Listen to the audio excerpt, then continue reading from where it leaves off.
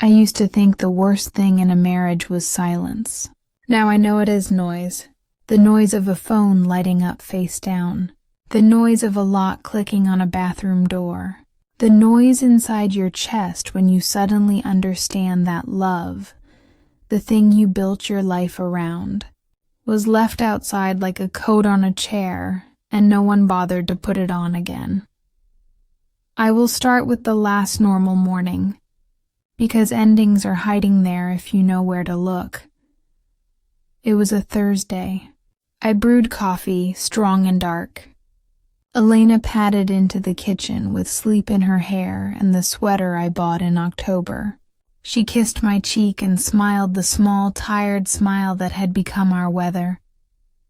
My brain registered warmth, and my heart registered distance, and then I did the thing you do when you love someone and fear the truth.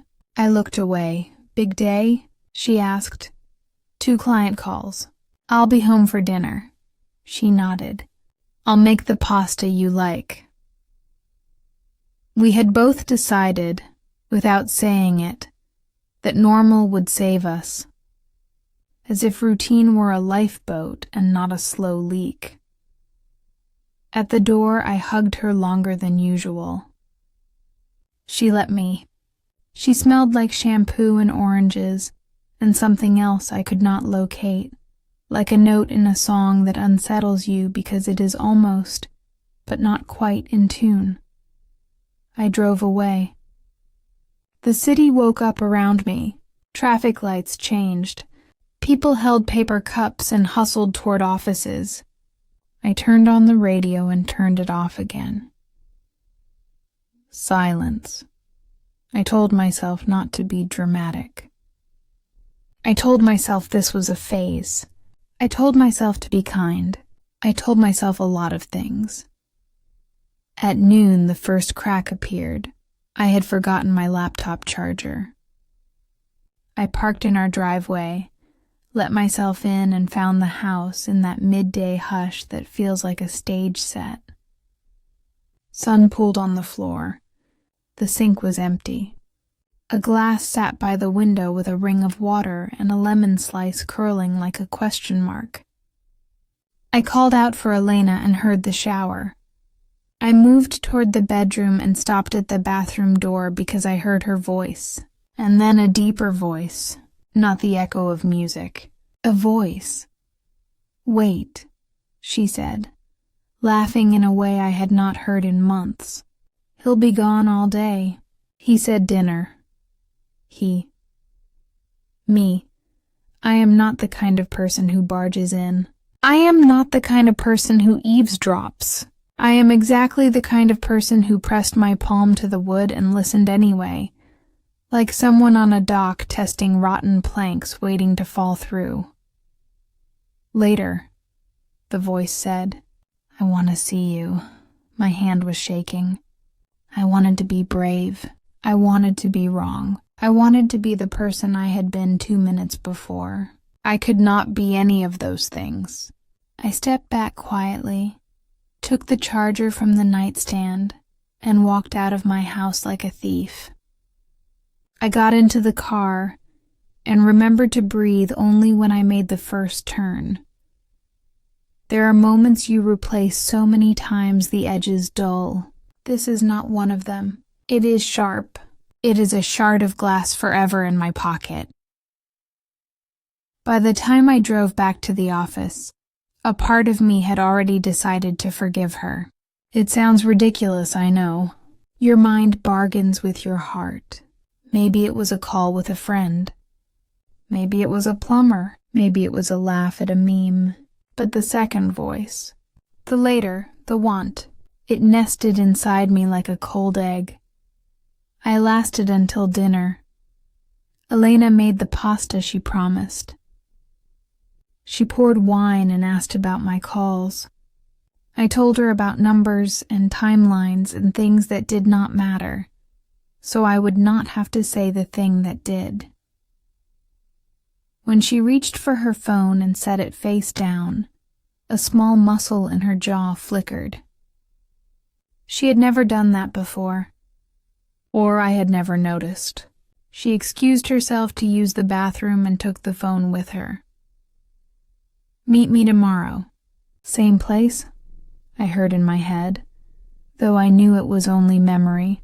On the plate, my fork had carved a clean path through tomatoes and basil and olive oil, a neat absence tracing my appetite. She returned with a fixed smile. She had put on lipstick. For me, I told myself, or for the version of me that would not count minutes and search for patterns and swallow questions like pills you can no longer read the label on. After the dishes, after the TV murmured in the background, after she said she was tired, after her breathing softened beside me, I lay in the dark and felt the house settle. I could have said it then. I could have turned on the lamp and faced the storm. Instead, I watched the light from the street smear itself across the ceiling and decided on a different path. I would follow the truth until it showed me its face. The next morning I left for work earlier than usual. I parked 2 blocks away and walked back. It was raining lightly, the kind of rain that makes the day feel undecided. I waited in my car until I saw her.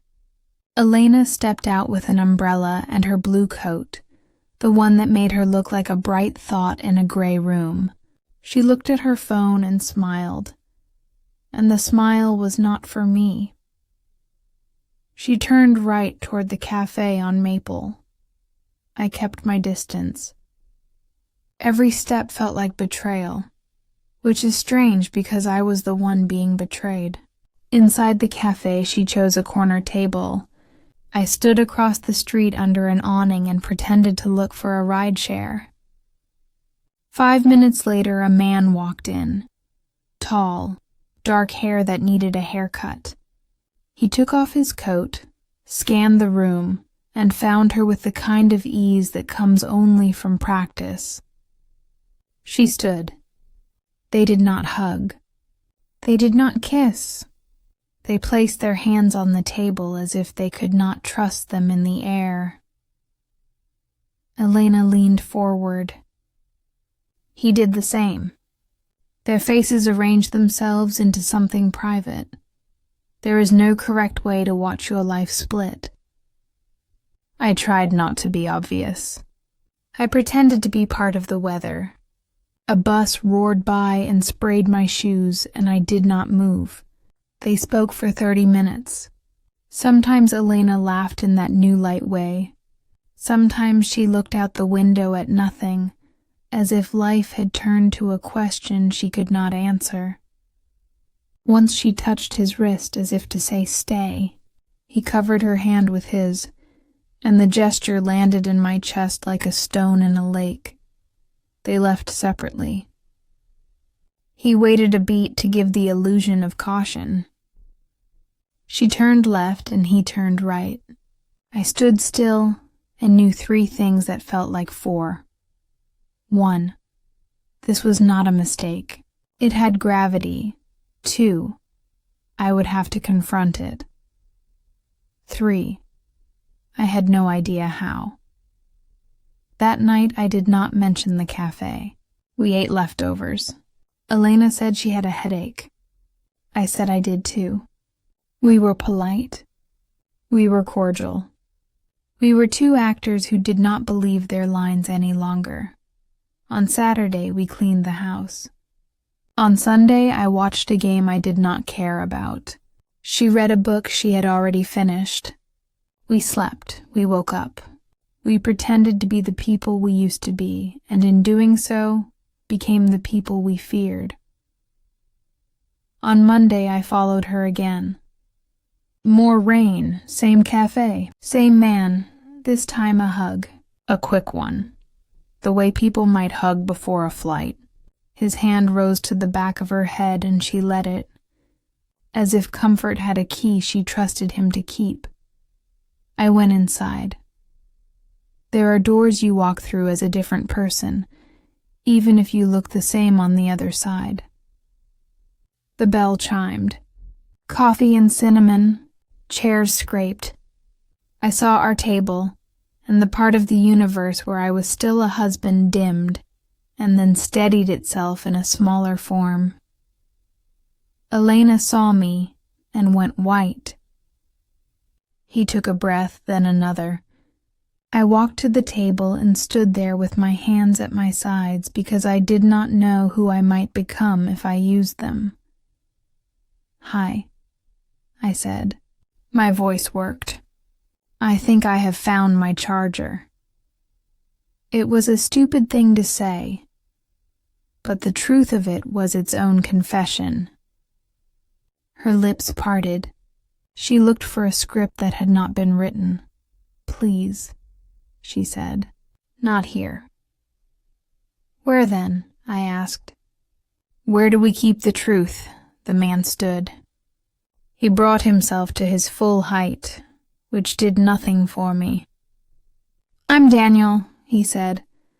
This is not how we wanted you to find out. What would have been a better time? I asked. After a nice dinner? Before dessert? Please, Elena said again. And the second please was softer and angrier at once. Not here. Okay, I said. Let's go home. At home, she sat on the couch like someone about to read a verdict. I took the chair across from her. Daniel did not come with us. I do not know where he went. I keep thinking he walked into a park and sat on a bench and threw his hat into his lap, the way men do in old movies when they have done something they cannot undo. Elena spoke first. I never meant for this to happen. I did not laugh, but something in me wanted to. We say this because we need the mercy of intention. We want the love we found outside to be an accident and not a plan. Maybe that is true at first. I have lived inside that lie, and I can tell you it is warm for a little while. How long? I asked. 3 months, she said. No, 4. Is it love? She looked at me and then at her hands. Her wedding band caught the light and sent a tiny sunburst to the wall. I don't know, she said. I know I feel alive. I would like to tell you I was noble. I would like to tell you I offered her grace and a path back. I would like to tell you I stood and hugged her and said we could do the hard work. None of that happened. What I said was simple. I felt dead, I told her. Before this, I just didn't use it as a reason to kill us. She flinched. I regret that. Not because it was untrue, but because it was a knife thrown when a hand would have been harder and better. We talked for hours. We unspooled the months, the missed calls, the new perfume, the sudden interest in yoga on Thursday mornings, the way she stopped complaining about me leaving dishes on the counter, which turns out to be a warning sign that love is packing its bags. Complaints are proof of investment. Silence is a resignation letter in the middle drawer. She said she had met him at a fundraiser. He was kind. He listened. He made her laugh. He stared when she spoke. He said she was brilliant, and for a few days she believed him. And then for a few weeks, she did not need to test the belief against real life. They had coffee. They had walks. They had plans to stop and then did not stop. One day they crossed the line they had been drawing with chalk. It rained. The line washed away. Do you want to stay with me?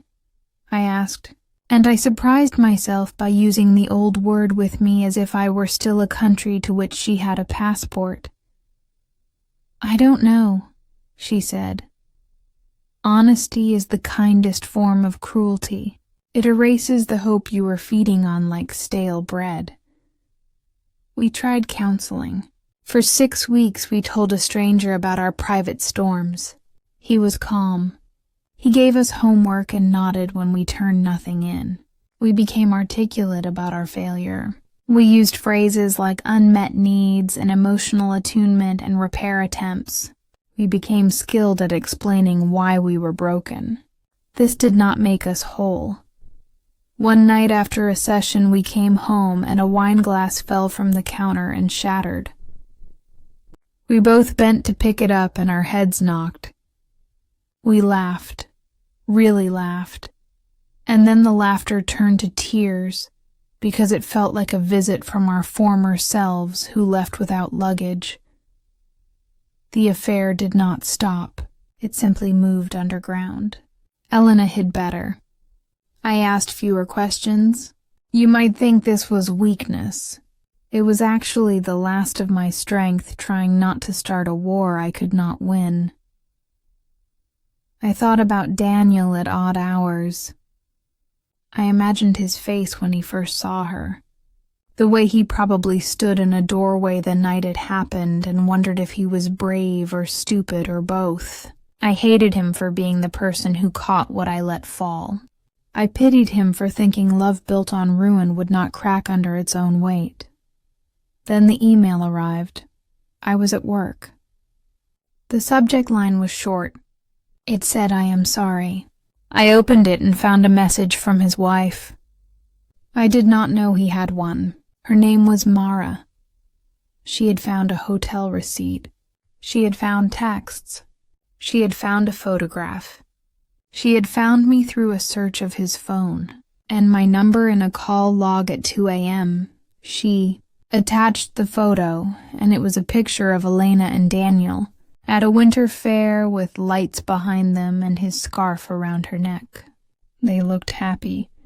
I have never forgiven that photograph for being beautiful. Mara asked if I wanted to talk. I wrote back that I did not. She thanked me for reading.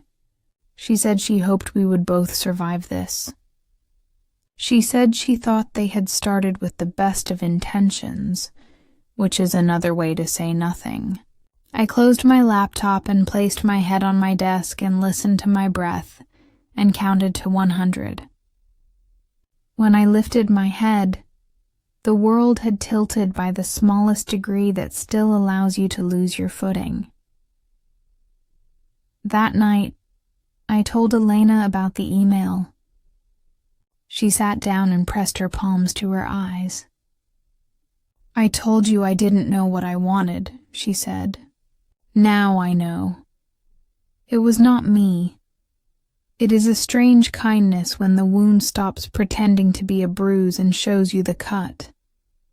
Pain concentrates. You do not have to chase it around a room." We decided on a separation. We called it a pause at first because pauses feel reversible. I moved into a short-term rental with bad art and good light. I learned which cupboard had the mugs. I learned that grief is loud in small kitchens. I learned that the body remembers routines, even when the heart refuses to. I met friends for drinks and told them I was fine. I told the truth in pieces. I woke up at 3 a.m. and watched the ceiling. I drove nowhere for an hour and came back. I stopped wearing my ring, and then I missed the weight and put it on again. I took it off for good a week later, after I caught myself twisting it in a meeting like a code I could not crack. Elena and I still spoke. The first calls were practical, logistics, the plant in the corner, the mail, the dog's vet appointment. Then the calls turned into something else, memory as currency. Do you remember the time we got lost in Lisbon? Do you remember when the power went out and we ate ice cream by flashlight? Do you remember the fight about the lamp? We remembered ourselves back into the same room and then fell silent because the remembering felt like theft from people who needed those memories to survive as individuals. 2 months into the pause, she came to see me. She stood in the doorway the way Daniel might have once. She looked thinner. She held a paper bag with the bread I like and a jar of honey and a bottle of olive oil as if she were delivering a peace. offering from a country I would never visit again. Can we talk? She asked. We sat on the couch. The rental couch was low and too soft. People sink there and tell truths because they cannot maintain posture. I ended it, she said. With him? I asked. Yes. Why? She looked at me, and I saw the person I had fallen in love with the first time. Not the surface, the gaze, the way she could hold still in a moment and not try to make it prettier. He thought we could carry it into a new life, she said. I couldn't. Every day felt like breaking a vow in a different house. My breath left me in a rush I did not expect. I had wanted this news. I had imagined it like a key that would turn a lock and open the old rooms. Instead, the key fit nothing. I'm sorry, she said. Not only for the affair, for every small betrayal before it, for the days I stopped answering you, for pretending to be asleep when you reached for me, for taking my ring off when I picked up groceries because I wanted to know if someone would notice. I closed my eyes. The list was a map I recognized. It also felt like being kissed on a scar. It doesn't fix it, I said. I know. We sat there and the quiet between us changed shape. It was not tense. It was not empty. It was something like humility. The way you stand in an old church and do not have to be a believer to feel the accumulated weight of prayers. What now? She asked. We let the truth do its work, I said, and surprised myself because it sounded wiser than I felt. We divorced in spring. We did it kindly. Our friend said it was admirable. I did not feel admirable. I felt tired in the places where people rest. We signed papers. We divided the books. I kept the first edition of the poem collection we marked up in pencil. She kept the ceramic bowl we found at the market where the old woman told us it was lucky. We hugged at the courthouse like people who got a bad diagnosis and decided to survive anyway. That summer, I moved to a different part of the city. I walked new blocks. I learned the names of buskers. I bought peaches at a stand from a man who always gave me one extra. I told myself I was starting over. I did not know yet that starting over is not a road you choose. It is a field you wake up in after a storm with debris at your feet, and you have to decide what counts as salvage. People will tell you to get back out there. People will tell you to forgive. People will tell you to let go. People will tell you to hold on. The truth is quieter. It says eat. It says sleep. It says go to work. It says do not text her. It says count the days. It says count the days you do not count the days. It says you will laugh again.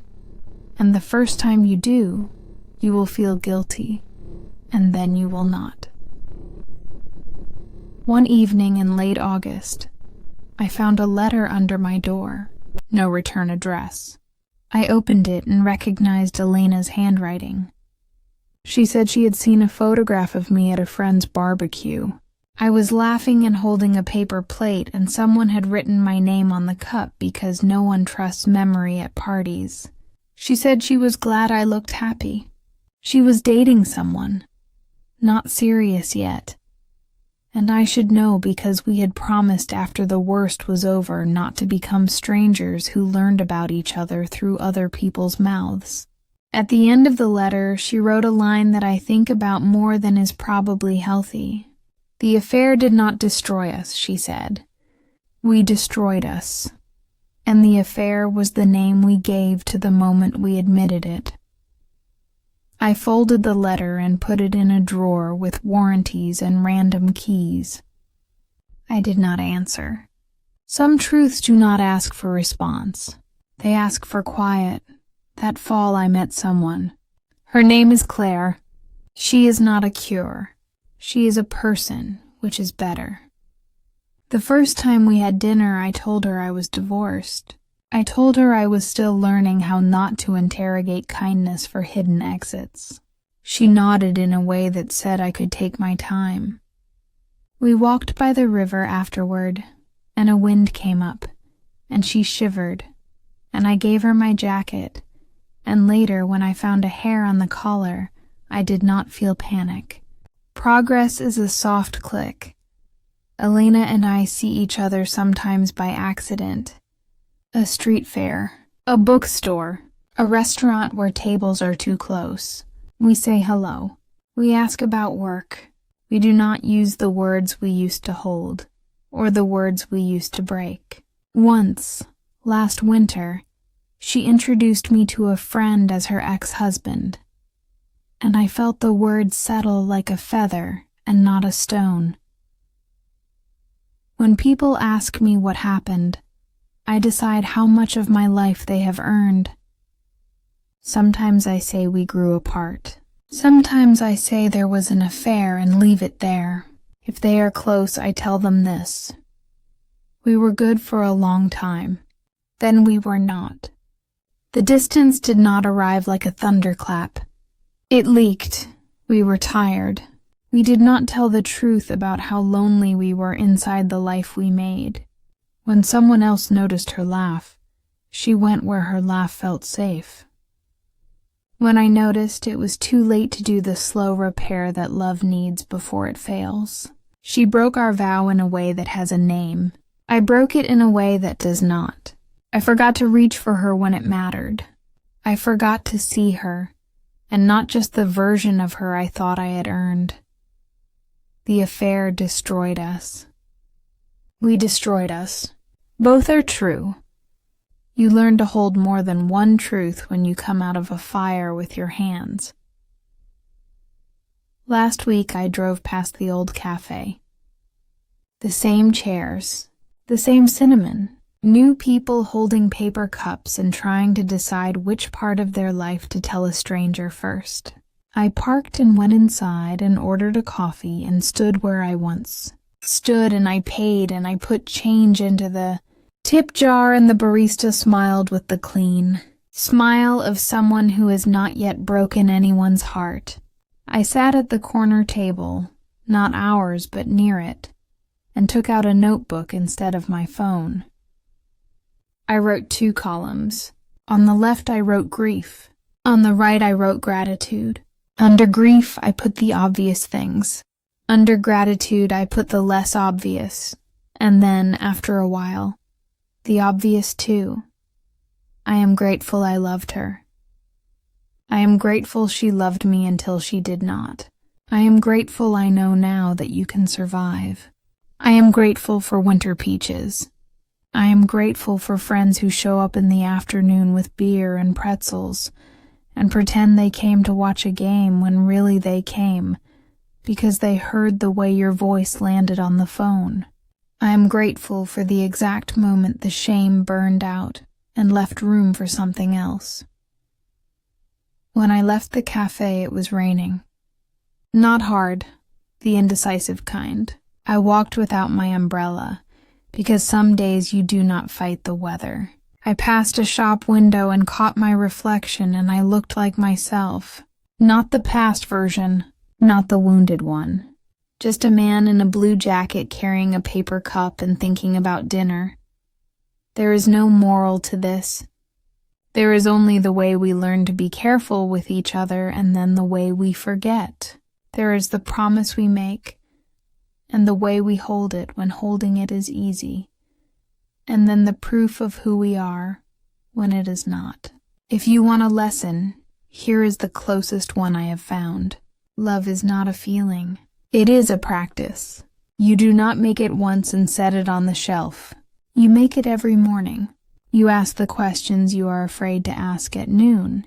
You tell the truth when it is small before it turns into a storm that looks like someone else. It is late as I write this. The window is open. A siren edges along the block and fades. Claire is asleep in the bedroom with a book on her chest, and I will go remove it carefully so the corner does not press into her skin, and then I will look at her for a minute, not to memorize her but to see her. And I will climb into bed, and when she stirs I will tell her a small true thing, that I am glad we get this day together. And in the morning I will tell her another one and then another.